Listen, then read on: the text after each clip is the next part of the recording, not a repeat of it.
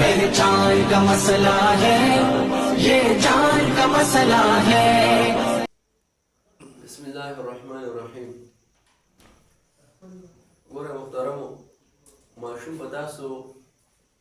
په دې اجرا سره سره چې کوم دي نو ځای په ځای باندې په قاعدو باندې پوهه کوئ. لکه دلته کې تاسو ماشوم ته ترکیب کوئ چې اذکروا نعمتي التي انعمتم. نو اوس په دې ترکیب کې به ماشوم ته اوله ماشوم چې کوم دي نو هغه به ګډ وړي چې دلته کې دا نعمتي چې کوم دي نو زه څه جوړ کړم. نو دلته به تاسو دا قاعده ووایئ چې ګوره بچی چې کله دا ضمیر چې کله مضاف الیه واقع شوي، لکه نعمت مضاف دی یا ضمیر چې کوم دی نو مضاف الیه دی، نو ضمیر دلته کې مضاف الیه راغی او د دې مضاف الیه نه پس چې کله الف لام والی اسم راشي، هغه اسم راشي چې په هغې باندې الف لام داخل وي، نو دا مضاف الیه به موږ موصوف جوړو او دا الف لام والا اسم به والا صفت جوړو او بیا موصوف صفت نه ماقبل لپاره څه واقع کېږي نو هغه به واقع کړو. نو په دې قاعده باندې به تاسو ماشوم لومبی به پوهیږئ او بیا ورته ترکیب وکړئ چې ګوره بچي اذکرو فعل فاعل شو، نعمت مضاف یا ضمیر مضاف الیه، ضمیر مجرور متصل به اضافت مضاف الیه، دا مضاف الیه چې کوم دی نو موصوف شو په خپل ذهن کې کېږده چې دې لا دا ځان سره یاد وساتي یې نه ورته ووایي چې دا التي دا اسم موصول شو. بیا یې تپوس کوي چې بچي اسم موصول راشي دې له به څه جوړو، نو دې ورته وایي چې دې له به صله جوړو. وی ها التي اسم موصول شو، انعمتو دا فعل فاعل شو، نو فعل فاعل چې کوم دی نو د موصول دپاره صله شوله او دا موصول صله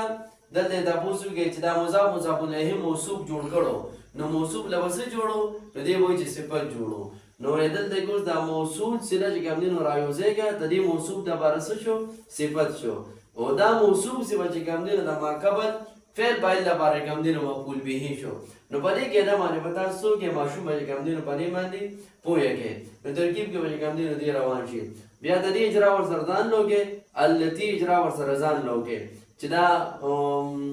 مورد کو مبني دی، بیا مبني کې خپل اجرا ورسره وکړئ، معرفونه کرام مذکر مؤنث واحد تثنیه جمع به هر حال دې کې یو چلوئ. دغه شان ورته کوم دی نو ذلک الرجلان ذهبا.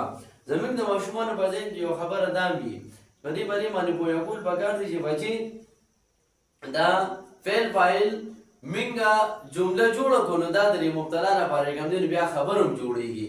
دې په دې ځای کې بیا ګډ وډي دا ترکیب چې دې ته راشي دې بیا نشي کولی. نو ګوره ذلک الرجلان، ذلک اسم اشاره، الرجلان مشار الیه.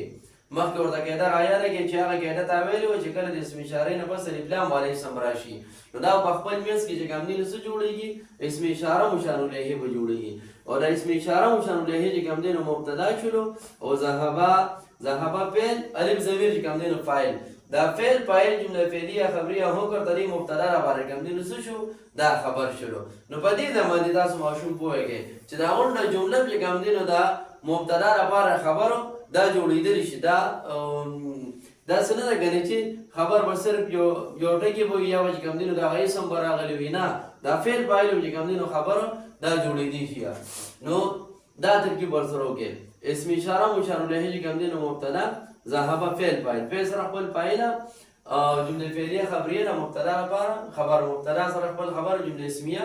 خبریه. نو انشاءالله ولې دې سره به چې کوم دی نو ماشوم څه شي روان به شي او د ماشوم